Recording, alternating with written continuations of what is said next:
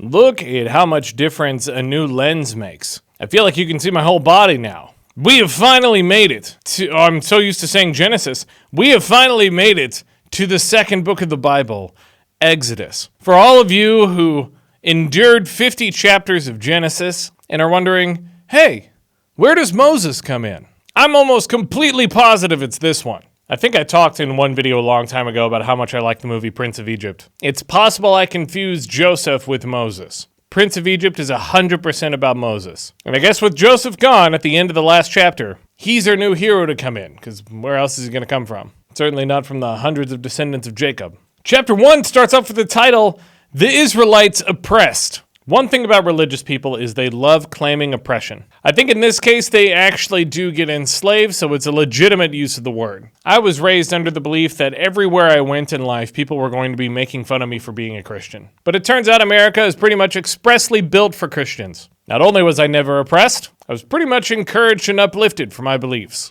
Nothing wrong with a judgmental teenage boy. So let's see how these two books connect, shall we? These are the names of the sons of Israel. All right, we've got an immediate continuation of where we were before. Who went to Egypt with Jacob? Each with his family. Don't know why we need the recap. I guess it is a new book. Maybe if you were reading it back in the day, they were separate, so you had to collect them all. Like the 151 Pokemon from Generation 1. Reuben, Simeon, Levi, and Judah. Issachar, Zebulun, and Benjamin. Dan and Naphtali, Gad, and Asher. So, everyone except for Joseph. The descendants of Jacob numbered 70 in all. Joseph was already in Egypt. Wait, was I wrong about him dying? No, the death of Joseph was the end of the last chapter. I guess technically Joseph is already in Egypt. Now Joseph and all his brothers and all that generation died. There we go. Okay, so we're 100% done with that story. But the Israelites were exceedingly fruitful. I would think so, since Joseph basically ruled the entire country and bent the economy to their favor. They multiplied greatly, increased in numbers,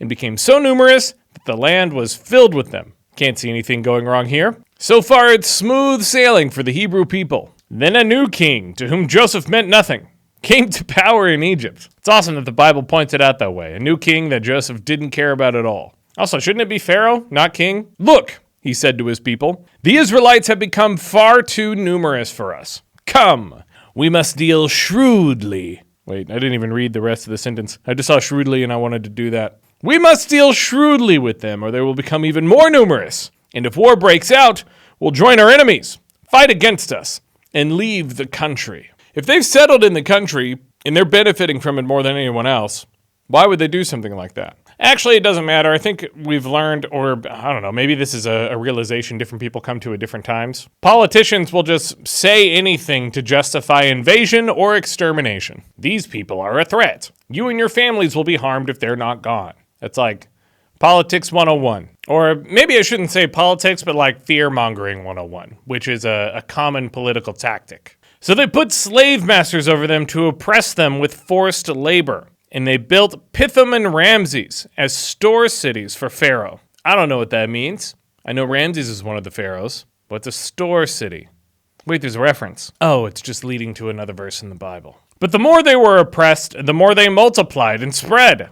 Nice. So the Egyptians came to dread the Israelites and worked them ruthlessly. This is the beginning of the Prince of Egypt. It's actually a really cool song illustrating the slavery. That doesn't sound great, but it is a good song. They made their lives bitter with harsh labor in brick and mortar and with all kinds of work in the fields. In all their harsh labor, the Egyptians worked them ruthlessly. The one thing I never realized about this story is the fact that there shouldn't be, like I know it says they multiplied greatly, but it's still all one line of people. Maybe the Israelites were marrying Egyptians and not just straight into the family, but who knows? There had to have been a lot of incest regardless. And I mean, how many people could it have been? Whenever I heard this story as a kid, I was picturing like whole societies, but we started with 70 people. It says they multiplied greatly from there, but like over what period of time? How many did they end up being? I'm pretty sure Moses, okay, well I can't spoil anything. I don't want to spoil anything for any of you that don't know what happens in the Bible. So let's just keep going. The king of Egypt said to the Hebrew midwives, whose names were Sifra and Puah. Oh, there's only two of them. I thought they meant like I thought they were just a bunch of midwives. I think a midwife is someone who like helps raise a baby. Someone else has a baby and then you nurse it. Maybe. I don't know if I'm remembering that correctly. When you are helping the Hebrew women during childbirth, yep, that's what I said. Midwife helps people with childbirth and I think raising the kid for the first few years after they're born. They still exist today. When I was growing up in my homeschooled environment, I don't know if I've ever mentioned that before on the channel, I was homeschooled, which meant I had a lot of exposure to conservative Christianity. One girl that I knew wanted to grow up to be a midwife, like she wanted that to be her job. But then the great economic shift of the 2000s happened. The recession of 2008, the invention of Bitcoin in 2009, the housing crisis of the late 20-teens. Honestly, you could say we've been in a housing crisis for much longer than that. But you could at least afford a home up until about 2015, 2016, something like that. I don't know, I couldn't. I don't think at any point have I ever been able to afford a down payment for a home. The American dream. But yeah, all of that to say she didn't become a midwife. She just became a wife. When you are helping the Hebrew women during childbirth on the delivery stool, now that is an advanced society. They had delivery stools. I don't even know what that is or what to picture. Is it a single stool? I could see like a 1 foot per stool kind of situation. But if it's just one delivery stool, what does that look like and what position is the mother in? So when you are helping the Hebrew women deliver childbirth on the delivery stool, if you see the baby is a boy, kill him.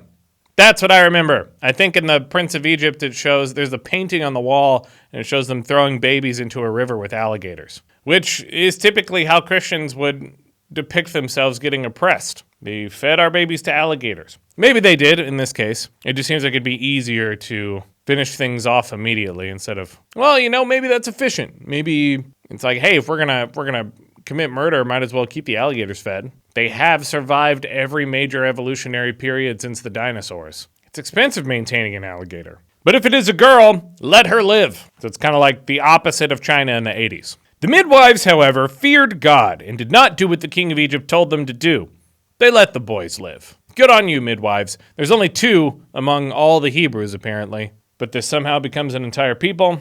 Let's just see how we justify it. Then the king of Egypt summoned the midwives and asked them, "Why have you done this? Why have you let the boys live? Yeah, I told you to kill those boys. You 2 are bad midwives." Well, I guess that makes them good midwives. They're just bad servants of the Pharaoh. The midwives answered Pharaoh, "I didn't know they were going to defend themselves." Thought it would just be that was that sort of thing, which the Bible does a lot. So Pharaoh killed the midwives on the spot.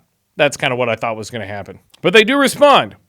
Hebrew women are not like Egyptian women. The races are separate and divided. They are vigorous and give birth before the midwives arrive. Just like big, brawny Hebrew women squeezing out babies. Are the midwives trying to say like, oh, we just don't have time to kill them? The Hebrew women are vigorous. I already talked about Pokemon once this episode, so that I'm just going to say that reminds me of Vigoroth, the vigorous monkey Pokemon. So God was kind to the midwives. Hey, thanks for not killing my babies. Really hope the algorithm is good with me saying killing babies so many times. And the people increased and became even more numerous.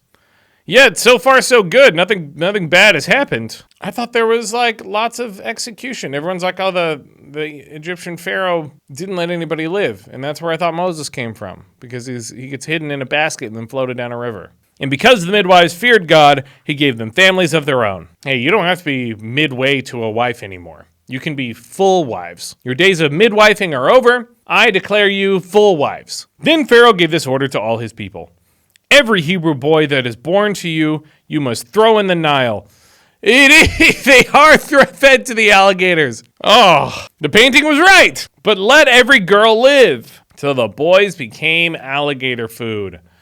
I was corrected by the Bible. Unlike my normal criticism where I go, hey, this wasn't resolved. It, in fact, told me directly that the boys were thrown into the river. I was in denial, just like the Hebrew boys that were thrown into the Nile. That's a pretty short chapter today. I don't even know how long Exodus is. But if you want to know, follow along, like the video, and subscribe. I've never said those words in that order. But it doesn't really matter because I've seen on the metrics that most people click off the video right after I go, well, and I close the Bible. If you're one of the people that stayed this entire way, leave a comment telling me that you did, so I know who my true 100% fans are. See you guys next time.